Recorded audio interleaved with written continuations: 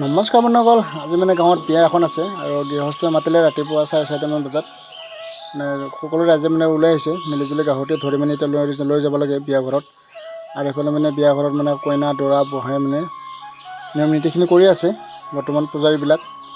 আৰু মোৰ আকৌ গেলা গৰমে আজি ৰান্ধনি পালত পৰিছে, দেখিছেনে? একদম ঘাম চাম মুচি মানে একদম অৱস্থা নাই, যি গৰম দিছে, মাথা বিষ উঠিছে।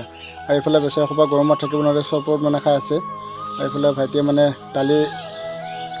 দালি বনাই আছে, মানে যিহেতু গৰম থাকিব নোৱাৰি। এইফালে মাংস লৈ মানে স্প্ৰেৰ লগত মাৰি আছে, দেখিছেনে? মদটোতো নাখায়, সেইটো মানে স্প্ৰে মানে একদম মাংস দি মাৰিছে। আৰু এইফালে নিয়ম নীতি কৰা হৈ গ'ল, এতিয়া মানে পাকঘৰত নিব।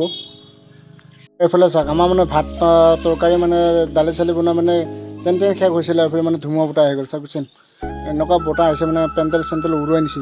আপোনালোকক দেখুৱাইছে যে, আৰু এইফালে মানে বেছিভাগ ভাত খাব বহিছিলে প্ৰথম।